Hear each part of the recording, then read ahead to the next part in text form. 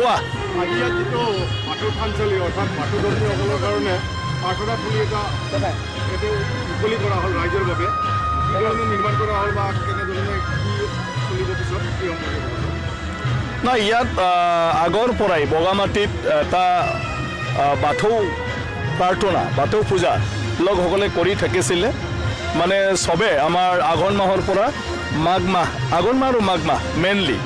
ইয়াত আহি চবে নিজা নিজাকৈ আহি পেলাই প্ৰাৰ্থনা কৰি গৈছিলে ইয়াৰ পিছত যেতিয়াৰ পৰা ইয়াত পিকনিক স্পট কিবা কিবি হৈ গ'ল তেতিয়াৰ পৰা অলপমান অসুবিধা হৈ গ'ল ইয়াতে কাৰণ আমাৰ বাথৌ ধৰ্মৰ ক্ষেত্ৰত বাথৌ পূজা কৰাটো মানে যাহা তাহা পাব্লিক প্লেছত খুবেই মানে প্ৰব্লেম হৈ যায় ইয়াত আমাৰ এটা বিশ্বাস আছে যে খুব পবিত্ৰকৈ ৰাখিব লাগে তো শেষত মোৰ এটা ইনচিডেণ্ট টাইপ হৈ গ'ল যে চব সময় মোক আমাৰ বাথৌ পূজাত কি এটা মানে কিবা আছে আমাৰ এটা কি কয় আমি পূজা কৰিলে আমাৰ স্বয়ং ভগৱানে আবিৰ্ভাৱ হয় দেও উঠে তাৰমানে দেও উঠি ফালে কয় আৰু সেই কৈ ফালে ইয়াত থানচালি এটা কৰাৰ কথা সদায় এই দেওটোৰ দ্বাৰা কৈ থাকিলে ইয়াৰ পিছত বিভিন্ন সময়ত কিছুমান আপোনাৰ মানে এষ্ট্ৰলজাৰ কোনোবা তান্ত্ৰিক কোনোবা বাবা এইবিলাকক মোক মানে সদায় ক'ব খুজিলে যে তোমাৰ পৰা ঈশ্বৰে কিবা এটা আশা কৰি আছে তো লাষ্টত মোৰ এটা দুৰ্বলতা আহি গ'ল যে কিবা এটা নকৰিলে ঈশ্বৰে বেয়া পাব তো সেইটো লৈ ইয়াত যিহেতু সদায় মানে বাথৌ প্ৰাৰ্থনাটো কৰি আহিছিলে যে বাথৌ প্ৰাৰ্থনাৰ কাৰণে এটা মানে জাগা কৰি দি দিওঁ সেইবুলি সেইটো মই উদ্যোগ লৈ ফালে নিজে সেই বাথৌ থানচালিটো কৰা হৈছে য'ত মানুহে আহি ফালে ইয়াত মানে বিভিন্ন সময়ত সহজভাৱে প্ৰাৰ্থনাটো কৰি যাব পাৰে হিচাপে প্লেটফৰ্ম এটা বনোৱা হৈছে গতিকে ইয়াৰ লগতে যিহেতু বাথৌ ধৰ্মৰ লগত বাথৌ গুৰু মনসিং সিং বৰাইৰ কথা আছে এইবিলাক যদি লগত থাকে মানুহৰ এটা বিশ্বাস এটা অনুভৱ বেছি হৈ যায় সেইটোৰ কাৰণে এটা ষ্টেজো আমাৰ বাথৌ গুৰু মনসিং সিং বৰাইৰ ইয়াত কৰা হৈছে তাৰপিছত আমাৰ বাথৌ ধৰ্মৰ এটা যি মানে আপোনাৰ ফক টেলছ আছে মানে লোককথা আছে এই লোককথাটো ছবিৰে আমি ইয়াত মানে এটা বনাইছোঁ যে কেনেকৈনো মনসিং সিং বৰাই আৰু মানে আপোনাৰ বাথৌ ধৰ্মত শ্ৰীজৌৰ স্থানটো মানে গুৰু হিচাপে আৰু ভগৱানৰ প্ৰতীক হিচাপে পালে সেইটো আমি সেই ছবিত দাঙি ধৰিছোঁ ভৱিষ্যতত এইটো আমি মানে অলপ ডেভেলপ কৰিম ইয়াৰ পিছত এটা এণ্ট্ৰেঞ্চ গেট বনালোঁ যাতে ইয়াত সোমোৱাৰ লগে লগে মানুহে এটা পবিত্ৰ স্থান ভগৱানৰ স্থান বুলি অনুভৱ হয় সেইটো দলং এটাত আমি সিজু গছটো বড়োসকলে খুবেই মানে ভগৱানৰ প্ৰতীক হিচাপে দলঙৰ ৰিলিংটো আমি সিজু গছটোৱেই লগাই দি দিলোঁ যাতে ইয়াত আৰম্ভ হোৱাৰ পৰাই ঈশ্বৰৰ প্ৰতি মানে তাৰ ভাৱটো মানে মনত হৃদয়ত মানে আহি যায় তেনেকুৱা ধৰণৰে ভাবি কৰোঁতে আজি সেইটো এটা সম্পূৰ্ণ ৰূপ মানে ল'লে আৰু ইয়াত আজি ৰাইজক মানে গঠাই দিয়া হৈছে অপেন কৰি ফালে এতিয়া ৰাইজে এইটো এটা পৰিচালনা কমিটি বনাই ফালে ৰাইজে সেইটো পৰিচালনা কৰিব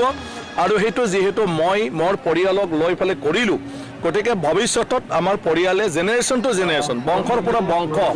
ইয়াৰ মানে আপোনাৰ মেইনটেনেন্সৰ মানে দায়িত্বটো আমি ল'ম বুলি আজি ঘোষণা কৰিছোঁ পাব্লিকলি ইয়াত যদি খালি টাইলছ বেয়া হয় মাৰ্বল যদি বেয়া হয় ক'ৰবাত যদি কিবা এটা কৰিব লাগে সেইটো মোৰ পৰিয়ালৰ পৰা মানে কৰা হ'ব আমাৰ পৰিয়ালত এটা ট্ৰাষ্ট থাকিব সেইটো লৈ গতিকে ভৱিষ্যত 6,000 বছৰতো আমাৰ মানে পৰিয়াল বা বংশ পৰিয়ালৰ পৰা এইটো আমি নেগলেক্ট কৰিব নোৱাৰে সেইটো আমি আমাৰ ঘৰখনত আমাৰ সব আমি কথা পাতিছোঁ গতিকে সেইটো আমি এডপ্ট কৰিম গতিকে সেই হিচাপে আজি কৰা হ'ল সবে সঁহাৰি জনালে আৰু তাৰ কাৰণে খুবেই মানে ভাল লাগিল মোটামুটি পৰ্যটকস্থলী হয় ইয়াত আপুনি বাথৌ থানচালি বনোৱাৰ উৎপত্তি কেনেকৈ আহিল আপোনাৰ চিন্তাত কেনেকৈ নহয় তাত যিহেতু বহুত মানে মানুহৰ সমাগম হয় দেশ বিদেশৰ মানুহ ইয়াতে আহে গতিকে যেতিয়া তেনেকুৱা ধৰণৰ ঠাইত আহে তেতিয়া মই ভাবোঁ যে ইয়াত যদি আহি সবৰে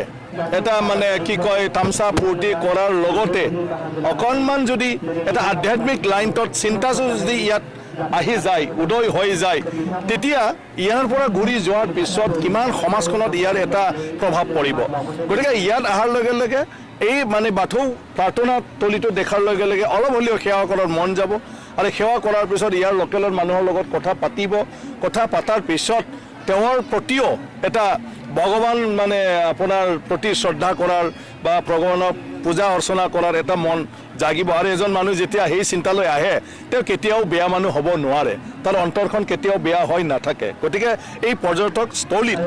এই লাইনটোৰ এটা যদি চেণ্টাৰ ডেভেলপ হয় বা থাকে সেইটোৰ পৰা বহুত মানুহক এটা শ্বৰ্টপট দেখুৱাই দিব পাৰে গতিকে ইয়াৰ নিশ্চয় সহায় হ'ব গতিকে এই পৰ্যটকৰ লগতে সেইটো ঠাইত যিহেতু সমাগম হয় সেইটো লৈ যেহেতু এনেও ইয়াত আছিলে লোকেল মানুহবিলাকৰ পূজা অৰ্চনা আৰু সেইটো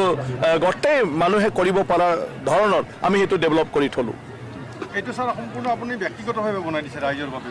হয় ইয়াত মেইন যিটো পূজাস্থলী ইয়াৰ গোটেই ইনফ্ৰাষ্ট্ৰাকচাৰটো মই ব্যক্তিগতভাৱে মানে কৰি দিছোঁ ইয়াৰ পিছত মানে ভৱিষ্যতত আৰু কি ধৰণৰ উন্নয়ন লাগে সেইটো আমি কমিটি হিচাপে কমিটিয়ে এইটো চাই চিতি কিবা কৰিব আৰু যিখিনি এতিয়া বনাইছোঁ ইয়াৰ আন্তঃগাঁথনি আমাৰ পৰিয়ালৰ পৰা সেইটো ঠিক ঠাক কৰিব কিমান দিন বুলি নহয় আমি 1 বছৰ আগৰ পৰাই চেষ্টা কৰা হৈছিলে কিন্তু বিভিন্ন অসুবিধাৰ কাৰণে নহ'ল কিন্তু লাষ্ট আমি হয়তো কিমান 2 মাহ 3 মাহৰ ভিতৰত এইটো কৰি ফালে কমপ্লিট কৰা হৈছে আৰু ইয়াত একো তেনেকুৱা বিশেষ মানে ষ্ট্ৰাকচাৰ নাই চিমেণ্টৰ ষ্ট্ৰাকচাৰ আৰু টাইলছৰ ষ্ট্ৰাকচাৰ ইয়াতো আপোনাৰ কি নট লেছ দেন তেনেকৈ 5-6 লাখ মান টকা গৈছে ইয়াতে গতিকে আহি থকা দিনটোত আৰু বহুত ষ্ট্ৰাকচাৰ কৰিবলগীয়া আছে গতিকে ভাবোঁ লাহে লাহে 5-10 বছৰত এটা সম্পূৰ্ণভাৱে ইয়াত মানুহে আহিব পৰা বহিব পৰা প্ৰাৰ্থনা কৰিব পৰা সেইটো হৈ যাব ইয়াত ইতিমধ্যে এটা ইয়াত ইতিমধ্যে এটা প্ৰতিমূৰ্তি এটা আছে হয় এইটো মই কনষ্ট্ৰাকশ্যন কৰিছিলোঁ এই বুদ্ধ ষ্টেচুটো কাৰণ এইটো এটা পৰ্যটকস্থলী আৰু সেই হিচাপে আমাৰ গৌতম বুদ্ধ হ'ল পৃথিৱীৰ এটা শান্তিৰ প্ৰতীক আৰু তেওঁক লৈ পেলাই কোনো ডিছপিউট নাই গতিকে চবে তেওঁক মানে আমাৰ তেওঁৰ আদৰ্শক মানি চলে আৰু নেবাৰ কাণ্ট্ৰিবিলাক আমাৰ ওচৰ চুবুৰীয়া দেশবিলাক প্ৰায়ে মানে বুদ্ধিষ্ট হয় তেওঁলোকেও গতিকে পৰ্যটকস্থলী হিচাপে মানে এইটো সকলৰ কাৰণে এটা কেন্দ্ৰ যিহেতু সেই হিচাপে আৰু বুদ্ধৰ যিটো আদৰ্শ শান্তি আমাক যিহেতু শান্তি লাগে এই শান্তিৰ কথা যাতে মনলৈ আহে আৰু সেইটোৰ কাৰণে এই বুদ্ধ মূৰ্তি স্থাপন কৰাৰ চিন্তাটো কৰা হৈছিল আৰু হিচাপে আমি বৌদ্ধ মূৰ্তিটো ব্লেছিং বুদ্ধা আশীৰ্বাদ বুদ্ধা মানে ব্লেছিং দি থকা বুদ্ধা হিচাপে ব্লেছিং বুদ্ধা বুলি ইয়াত স্থাপন কৰিছিলোঁ আৰু স্থাপন কৰাৰ পিছত ইয়াত দেশ বিদেশৰ পৰ্যটকবিলাক অহা হৈছে আৰু অলৰেডি বুদ্ধিষ্টবিলাক থাইলেণ্ড বা অন্যান্য ভূটান বা অন্য ম্যানমাৰ টেনমাৰ তেওঁলোকে আহি পেলাই বহুতে মেডিটেশ্যন কৰে আৰু সেই বাথৌ মানে থানচালিটো বনাই থকা দেখি তেওঁলোকে আৰু বেছি উৎসাহ হৈছে তেওঁলোকে এতিয়া মানে বাৰে বাৰে অনুৰোধ কৰি আছে যে তেওঁলোকক ইয়াত মেডিটেশ্যন কৰিব পৰা ধৰণৰ এটা মানে সুযোগ সুবিধা কৰি দিব লাগে আৰু এইখিনি আমি নিশ্চয়কৈ কৰিম